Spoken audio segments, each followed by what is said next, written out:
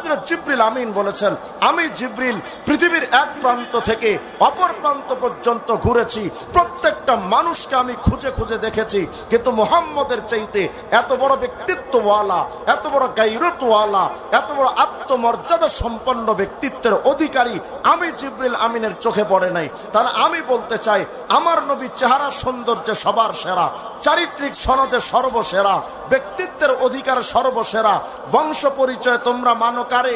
চৌধুরী বংশকে। তো আমার নবীর বংশটা কেমন? আল্লাহ রাসূল আলাইহিস সালাম বলেন, সমস্ত গোত্রের মধ্যে বনি হাশিম গোত্রটা সর্বসেরা। জিবরিল আমিন বলেছেন, কাল্লাবতু মাশারিকাল আরদি ওয়া মাগারিবাহা ফালাম আরা আফসালা মিন বনি হাশিম। আমি জিবরিল আমিন তো পৃথিবীর এক প্রান্ত থেকে অপর প্রান্ত পর্যন্ত ঘুরেছি। হ্যাঁ, আমি দেখেছি সর্দার বংশ, আমি দেখেছি শেখ বংশ, আমি দেখেছি গাজী বংশ, আমি দেখেছি চৌধুরী বংশ, কিন্তু আমি জিবরিলের চোখে বনি হাশিমের চাইতে এত মর্যাদা সম্পন্ন কোন বংশ আমি জিবরিলের চোখে পড়ে নাই। ভাই, আমি আপনাকে বুঝাতে চাই, কোন দিক থেকে আমার নবীকে আপনি হারাতে চান? চেহারা, চরিত্র, ব্যক্তিত্ব, বংশ পরিচয়, তো সব দিক থেকে আমার নবী সেরা। হ্যাঁ, যদি বলেন হুজুর আমার নবীকে তো মানতে হবে, এটা বুঝলাম, কিন্তু শিক্ষা দীক্ষা যদি না থাকে তারে মানুষ মানে কেমনে? আমাদের নবী তো শিক্ষা টিক্ষা ছিল না। হ্যাঁ, আমি মেনে নিচ্ছি, দুনিয়ার এই কারিকুলামে, দুনিয়ার এই চলমান ধারায় আমার নবীর শিক্ষা ব্যবস্থায় কোনো স্কুলে যান নাই, কলেজে যান নাই, ইউনিভার্সিটিতে যান নাই। তবে তোমরা কাকে মানো? জাফর ইকবালরে মানো?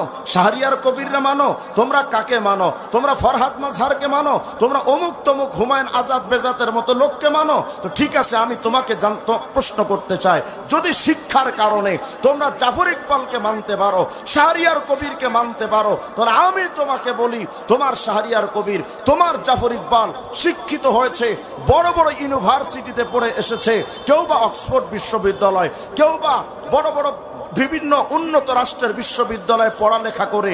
তোমার জাফর ইকবাল, তোমার শাহরিয়ার কবির কি হয়েছে? তারা সামান্য একটা ইউনিভার্সিটির শিক্ষক। আর আমার নবী তো দুনিয়ার কোন ভার্সিটিতে পড়া ছাড়া গোটা দুনিয়ার শিক্ষক। তুমি আমার নবীকে কোন দিক থেকে হারাতে চাও? শিক্ষা দীক্ষার ব্যাপারে? হ্যাঁ, তুমি বলতে পারো হুজুর নবী তো উম্মি নবী। উম্মি কাকে বলে? মাল্লা ইয়াকদিরু আলাল কিতাবাতি ওয়াল কিরাআ, যিনি লিখতেও পারেন না, পড়তেও পারেন না, তাকে তো মানা যায় না। হ্যাঁ, আমি এটা বিশ্বাস করি। তুমি যে আমার নবীকে উম্মি বলতে চাও, তবে শুনে রাখো, তোমাদের শিক্ষিত মানুষ যারা, তারা কিন্তু এক শিক্ষায় পাণ্ডিত্য অর্জন করে। যিনি ব্যবসায়ী তিনি রাজনীতি বুঝে না, যিনি রাজনীতিবিদ তিনি কৃষিবিদ হতে পারে না, যিনি আর্টস নিয়ে পড়ে তিনি সায়েন্স নিয়ে পড়তে পারে না। তোমার শিক্ষকরা বাংলায় পণ্ডিত হলে ইংলিশে কাঁচা, ইংলিশে যদি মহাপাণ্ডিত্য অর্জন করে আমেরিকা থেকে বাংলাদেশে এসে যখন এয়ারপোর্টে নামে, ওর সাথে যদি কথা বলতে চান ও ইংলিশে পাকা, কিন্তু বাংলায় যখন কথা কয় বোঝার কায়দা নাই ওটা বাঙালি না রোহিঙ্গা। তোমার শিক্ষকরা তো এক ব্যাপারে পণ্ডিত, সর্ব ব্যাপারে পণ্ডিত না। তবে চলো, হযরত আব্দুল্লাহ ইবনে সালাম ইহুদিদের পণ্ডিত ছিলেন, নবীজির কাছে আসলেন। খারিদাতুল আজাইব নামক কিতাবের মধ্যে আসছে, হযরতে আব্দুল্লাহ ইবনে সালাম ইহুদিদের পণ্ডিত এসে বলছেন, মুহাম্মদ আজিব আনহাদা, আজিব আনহাদা, আজিব আনহাদা, মুহাম্মদ এটার জবাব দাও, ওটার জবাব দাও, ওটার জবাব দাও। আল্লাহ রাসূল তো কোনো স্কুলে পড়া ছাত্র নন, কোন ইউনিভার্সিটির বড় ডিগ্রি প্রাপ্ত কোনো ছাত্র নন। আমার নবী কোনো ক্ষেত্রেই কোনো ভার্সিটিতে কোনো প্রতিষ্ঠানে পড়ালেখা করলেন না, কিন্তু আব্দুল্লাহ ইবনে সালাম কোন প্রশ্ন করেছেন জাগতিক ব্যাপার নিয়ে, কোন প্রশ্ন করেছেন সৌরজগৎ নিয়ে, কোন প্রশ্ন করেছেন ঊর্ধ্ব গগন নিয়ে, বিভিন্ন জ্ঞানে বিভিন্ন প্রশ্ন যখন নবীর কাছে ছুড়ে দিয়েছেন, অনেকগুলো প্রশ্ন, আল্লাহর নবী প্রত্যেকটা প্রশ্নের জবাব টাস টাস করে যখন দিয়েছেন, তখন আব্দুল্লাহ ইবনে সালাম ইহুদিদের পণ্ডিত বলেছিলেন, মুহাম্মদ আমার আর বুঝতে বাকি নাই, লাকাদ উতিতা উলুমুল আউয়ালিন ওয়াল আখিরিন, ও মুহাম্মদ আমার আর বুঝতে বাকি নাই, তুমি শুধু এক জ্ঞানে জ্ঞানী নও, আগের পরের সব জ্ঞান আল্লাহ তোমাকে দান করেছে। তুমি যদি বলো হ্যাঁ আমার নবী তো বড় কোনো ডিগ্রি আনেননি, হ্যাঁ আমি এটা বলবো, আমার নবী তো ইন্ডিয়ার কোনো ভার্সিটি থেকে ডিগ্রি পাননি, তিনি তো আমেরিকার কোনো ভার্সিটি থেকে ডিগ্রি পাননি, তিনি লন্ডন জাপান বিভিন্ন দেশের কোন প্রতিষ্ঠান থেকে তিনি ডিগ্রি পাননি। আরে মিয়া, আমার নবী দুনিয়ার এই ভারতের সার্টিফিকেট দিয়া কি করবেন? আমার নবী আমেরিকার ডিগ্রি কি করবে? আমার নবী তো ডিগ্রি এনেছেন সুবহানাল্লাযী আসরা বিআবদিহি লাইলাম মিনাল মাসজিদিল হারাম ইলাল মাসজিদিল আকসা। আমার নবী আমেরিকার ডিগ্রি কি করবে? লন্ডনের ডিগ্রি কি করবেন? চীন জাপানের ডিগ্রি কি করবে? আর আমার নবী তো ডিগ্রি এনেছেন সরাসরি আল্লাহর পাকের পক্ষ থেকে। তুমি আমার নবীকে কোন দিক থেকে হারিয়ে দিতে চাও? বলবেন হ্যাঁ হুজুর, নবী তো ডাক্তার ছিলেন না, তো বলো তোমার ডাক্তার কি করে? বলে হুজুর আমার ডাক্তার অনেক বড় MBBS ডাক্তার, বিভিন্ন দেশ থেকে ডিগ্রি এনেছে। ফলে কি হলো? তোমার ডাক্তারের মাথায় কিচ্ছু নাই, যা আছে মেশিনে। সামান্য একটু জ্বর নিয়ে গেলে আগে মেশিনে চেক আপ করো, তারপর একটা রিপোর্ট বের হবে। তোমার ডাক্তারের কাজ কি? রিপোর্ট দেখবে, ঔষধ লিখবে, বাস ঔষধ খাও তো সুস্থ হও। এই তো তোমার দুনিয়ার ডাক্তারদের ইতিহাস। তবে শোনো, সহিহ বুখারী 3701 নম্বর হাদিস তোমাকে স্মরণ করিয়ে দিতে চায়। আমার নবী এমন ডাক্তার ছিলেন, মেশিন লাগতো না, ঔষধ লাগতো না। সকালবেলা নবী যে আসতেন মসজিদে নববীতে, আইনা আলী ইবনে আবি তালেব, আমার আলী কোথায়? বলে রাসূল আলী তো চোখের সমস্যা, অসুস্থ আলী আজকে মসজিদে আসেন নাই। হযরত রাসূল বলেন সাহাবীরা আমার আলীকে ডাক দাও না। ফালাম্মা জা আলী, ঠিক এই বাক্যটাই সহিহ বুখারীতে আসছে। ফালাম্মা জা আলী, আলী যখন আমার নবীর কাছে আসতেন, নবী তাকায় দেখেন চোখের সমস্যা। কই? আমার নবী তো কোনো ডাক্তারের কাছে পাঠাননি, কোনো মেশিনে চেক আপ করার জন্য নবীজি যেতে বলেননি। আমার নবী কোনো মলম দেন নাই, ঔষধ লাগান নাই। তাফালা ফি আইনাইহি ওয়া দাআলাহু ফাবারা, মুখের থুতু লাগিয়েছেন তো সুস্থ হয়ে গেছে। আমার নবীকে কোন দিক থেকে হারাতে চাও? হ্যাঁ তুমি বলতে পারো হুজুর নবী ডাক্তার ছিলেন, তাও বুঝলাম। উন্নত চিকিৎসক ছিলেন, তাও বুঝলাম। শিক্ষাবিদ ছিলেন, তাও বুঝলাম। আপনার নবী তো চেহারার সৌন্দর্যের সেরা, আপনার নবী তো চারিত্রিক সৌন্দর্যের সেরা, আপনার নবী তো বংশ পরিচয় সর্বসেরা, ব্যক্তিত্বের অধিকার নবী সেরা। সবকিছু তো বুঝলাম, কিন্তু হুজুর আমরা তো বুয়েটের ছাত্র, আমরা তো সায়েন্স নিয়ে গবেষণা করি, বিজ্ঞান নিয়ে গবেষণা করি। ওই হুজুর আপনার নবী তো বিজ্ঞানী ছিল না, তো অবিজ্ঞানী একজন মানুষকে আমরা বিজ্ঞান মনস্ক ছাত্র কেন মানবো? তো আমি তোমার প্রশ্ন করি, তুমি মানো কাকে? Einstein, Newton, Maxwell, Charles Darwin, Aristotle, Ibn Sina, এদেরকে তুমি তো মানো। তা আমি তোমার কাছে যদি প্রশ্ন করি সূর্য কেমনে চলে, চাঁদ কেমনে চলে, দুনিয়া কেমনে চলে, গ্রহ নক্ষত্র গ্যালাক্সিগুলো কেমনে চলে, এই তথ্যগুলো কে দিয়েছে? বলে নাসার বিজ্ঞানীরা। তবে আমি তোমারে বলি শোনো, তোমার আইনস্টাইন যেটা পারেনি, তোমার নিউটন যেটা পারেনি, আমার নবী সেটা করিয়েছেন 1400 বছর আগে। কি প্রমাণ হুজুর? হ্যাঁ দেখুন কোরআন শরীফ খোলো, সূরা ইয়াসিন খোলো, 38 নম্বর আয়াত খোলো, ওয়াশ-শামসু তাজরি লিমুস্তাকাররিন লাহা। তোমার বিজ্ঞানীরা তো মারামারি করে সূর্য কেমনে চলে। একজন কয় সূর্য নিজের মতো করে দুনিয়াকে লক্ষ্য করে ঘোরে, আর একজন কয় আরে বেটা মিথ্যা কথা, দুনিয়া সূর্যকে লক্ষ্য করে ঘোরে। তোমার বিজ্ঞানীরা 200 বছর মারামারি করেছে সূর্য কেমনে চলে এটা বের করতে। অথচ 1400 বছর আগে যখন নাসার যন্ত্রপাতি ছিল না, বিজ্ঞানের কিছুই ছিল না, সেই 1400 বছর আগেই তো আমার নবী আল্লাহর তরফ থেকে বলে গিয়েছেন ওয়াশ-শামসু তাজরি লিমুস্তাকাররিন লাহা, সূর্য নিজের কক্ষপথে চলে। বিজ্ঞান বর্তমানে কয় হ্যাঁ সূর্য নিজের কক্ষপথে চলে। তাহলে বলেন আমার নবীর যোগ্যতার অভাব কোথায়? আমার নবীর অক্ষমতার, দুর্বলতার, কমজোরি কোথায়? যদি আমার নবীর সর্বযোগ্যতায় যোগ্যতা সম্পন্ন ব্যক্তিত্ব হয়ে থাকেন, তাহলে আমি বলি নবীকে বাদ দিয়া লেনিনের রাজনীতি কেন মানো? নবীকে বাদ দিয়া কার্ল মার্কসের রাজনীতি কেমনে মানো? নবীকে বাদ দিয়া সমাজতন্ত্র, রাজতন্ত্র, তন্ত্রমন্ত্র মেনে নবীকে বাদ দিয়ে আবার নিজেকে পরিচয় দাও মুসলমান। পাক্কা বাটপার তুমি। আমার নবী সর্বযোগ্যতায় যদি যোগ্যতা থেকে থাকে, তাহলে এটাও তো সত্য কথা, রাষ্ট্র কেমনে চালাতে হয় আমার নবী সেটা ভালো জানেন। যদি না জানতেন, জাহিলিয়াতের সমাজকে উপেক্ষা করে, জাহিলিয়াতের সমাজকে কবর দিয়ে দাফন করে সোনালী সমাজে রাসূল দিয়ে দিতে পেরেছিলেন। আজ যদি সেই নবীর ইসলাম প্রতিষ্ঠিত হয়, তাহলে আমরাও আজকে বলি, আজকে যারা বাংলাদেশে বলেন ইসলামতন্ত্র দিয়ে সমাজ প্রতিষ্ঠা হবে না, ইসলামতন্ত্র দিয়ে সমাজে শান্তি আসবে না, সেই ফরহাদ মাজহারদেরকে বলি, সেই টাকলা মুরাদদেরকে বলি, ইসলাম যতদিন বাংলাদেশে প্রতিষ্ঠিত না হবে, তুমি শত শত স্বাধীনতার ঘোষক আনো, শত শত বাংলাদেশের স্বাধীনতার স্থপতি আনো না কেন, 50 বছর কেন 50 লক্ষ বছরও যদি চলে যায়, নবীর থিওরি না মানলে শান্তি আনা সম্ভব নয়। নবীকে আজকে মানে না কেন?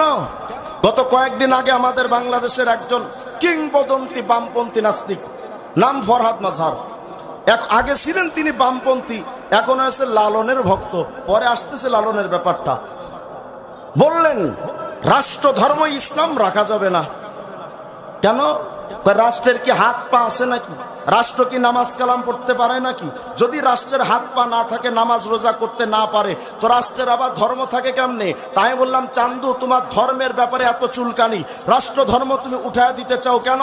রাষ্ট্রের কোনো হাত পা নাই, নামাজ কালাম পড়তে পারে না, এজন্য যদি রাষ্ট্র ধর্ম উঠিয়ে দেওয়া হয়, তো রাষ্ট্রের তো জবান নাই, কথাও বলতে পারে না, তাহলে রাষ্ট্র ভাষা থাকে কেমনে? তুমি বাংলাদেশে রাষ্ট্র ভাষা রাখতে পারো, রাষ্ট্র ধর্ম তুমি রাখতে পারো না। কত যে প্রশ্ন বাংলাদেশে এখন। আমি যখন কারাগারে ছিলাম হেফাজতের মামলাকে, যখন বের হলাম, চতুর্দিকে শুধু বের হয়ে শুনি টাকলা টুকলা টাকলা টুকলা। আমি বললাম, ভাই এটা আবার কোনটা? হুজুর টাকলা মুরাদ। কি সমস্যা?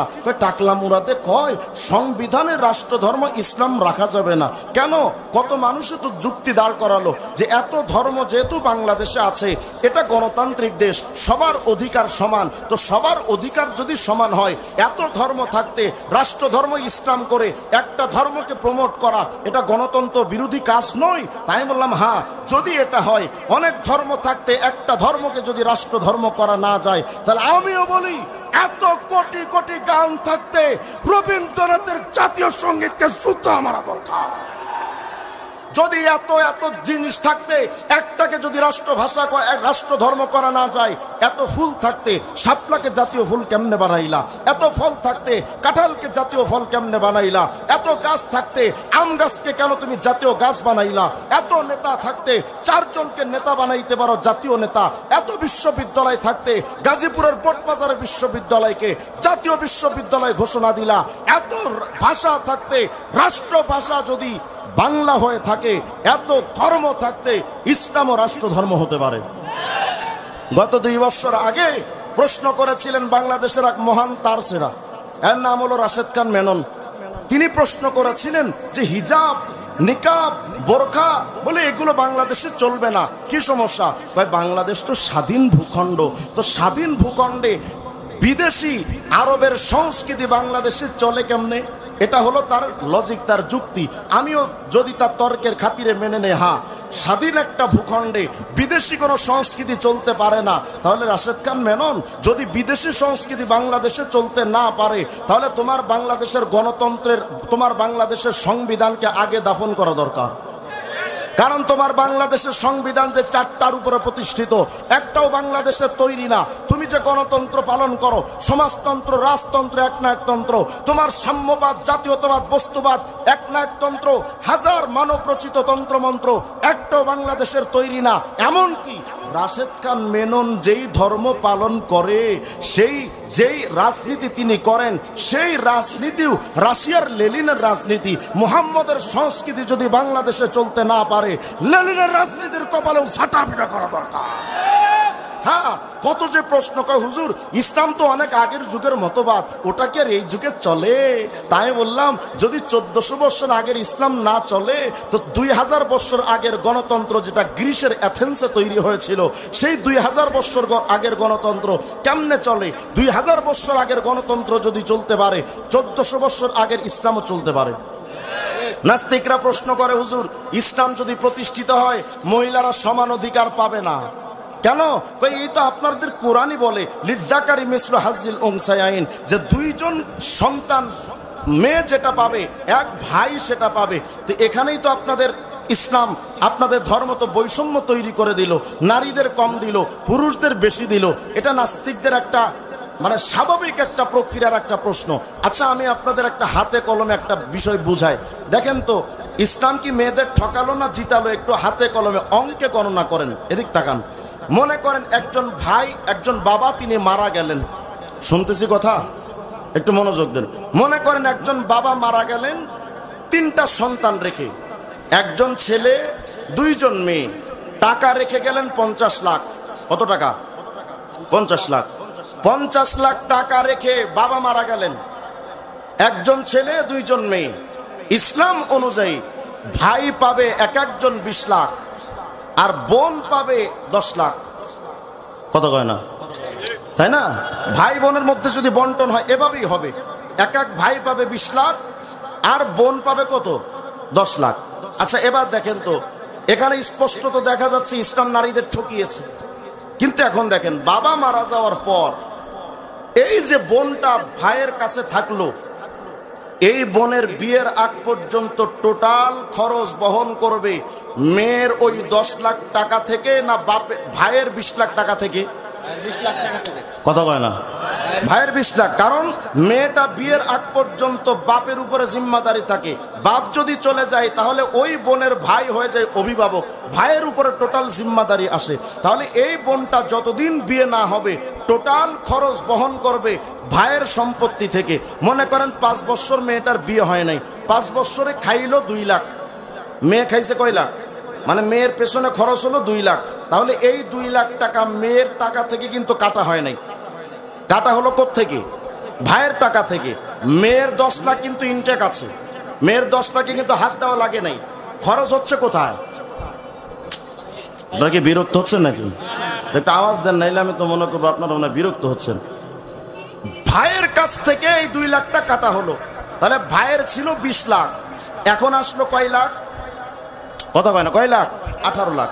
আর ভাই নিজের জন্য যে ব্যয়গুলো করলো ওখানেও গেল 2 লাখ। কত থাকলো? কত থাকলো? 16। বোনের আছে কত? 10। বোনের আছে কত? 10। ভাইয়ের থাকলো কত? 16। আচ্ছা, এই ভাইটা, এই বোনটা যখন বিয়ে হয়ে গেল তখন বোনটা যাবে অন্য পুরুষের ঘরে, কাবিন দিল 5 লাখ। মোহরানা কত? 5 লাখ। মেয়ের হলো কত? 10। কথা কয় না, মেয়ের হলো 10। 10 তো আগে ছিল, মোহরানায় আবার 5 হলো কত? 15। ভাইয়ের আছে কত? ভাইয়ের আছে কত? খরচ টরচ বাদ দিয়ে 16। আপনাদের কষ্ট হচ্ছে নাকি বুঝতে? ভাইয়ের তো প্রথম ছিল 20 লাখ, বোনের ছিল 10 লাখ। বোনের তো কোনো খরচ নাই, 10 লাখই থাকলো। বোন যখন বিয়ে হলো পাইলো 5 লাখ মোহরানা, তাহলে বোনের হলো কত? 15 লাখ। আর ভাই খরচ করলো বোনের পেছনে, নিজের পেছনে খরচ করে গেল 4 লাখ, থাকলো 16 লাখ। বোনের কত? 15। ভাইয়ের কত? 16। এই ভাইটা যখন অন্য মেয়েকে বিয়ে করবে কাবিন দিল 5 লাখ, থাকলো কত? 11। বোনের কত? আর কথা কয় না দিন। ইসলাম নারীদের ঠকালো না জিতালো? কথা কয় না। আচ্ছা, আবার এই ভাইটা যেই মেয়েটারে ঘরে আনলো, বিয়ে করে বউ হিসেবে যারে ঘরে আনলো, তার সারা জিন্দগির টোটাল ব্যয় বহনটা স্বামীর উপরে। কিন্তু এই বোনটা যখন অন্য পুরুষের ঘরে গেল, এই বোনের পেছনে টোটাল খরচ হলো ওই বোনের স্বামীর, বোনের কোনো খরচ নাই। তাহলে বোনের 15 লাখই থেকে গেল। ভাইয়ের 11 লাখ থেকে নিজের পেছনে, বোর পেছনে খরচ করতে করতে থাকলো কত? 5 লাখ। বোনের হলো 15 লাখ, ভাইয়ের থাকলো কত? 10 লাখ। ইসলাম ঠকালো না জিতালো? এখন প্রশ্ন হলো, তো বুঝলাম মেয়েদেরকে আল্লাহ জিতাইলেন, কিন্তু ছেলেদের যে ঠকায় দিলেন, প্রশ্ন থেকে যায় না? না না, ইসলাম বৈষম্যকে পছন্দ করে না। ইসলাম কোন মানুষকে ঠকাতে রাজি না। এজন্য ইসলাম পুরুষদেরকে চাকরি করার জন্য ব্যাপক সংস্থান তৈরি করে দিয়েছেন। ব্যাপকভাবে তারা ব্যবসা করতে পারবে, চাকরি করতে পারবে, ব্যাপক হারে তারা কাজকাম করতে পারবে। তাদের মাঝখানের যে খরচের ব্যাপারটা যে কম হয়ে গেল, এটা তাদের ব্যবসা চাকরি দিয়ে সমন্বয় হবে। মেয়েরাও জিতবে, ছেলেরাও জিতবে। ইসলাম মেয়েদেরও ঠকায় না, ছেলেদেরও ঠকায় না। মেয়েকেও জিতিয়ে দিয়ে ছেলেকে ঠকায় না, ছেলেকে জিতিয়ে দিয়ে মেয়েকে ঠকায় না। এই সামান্য কমন সেন্সটুকু যেই বুদ্ধিজীবীদের নাই, ওরা বুদ্ধিজীবী নয়, মিথ্যাবাদী। ইসলামের উপরে কত প্রশ্ন, হাজার হাজার প্রশ্ন করতে গেলে লম্বা টাইমের দরকার।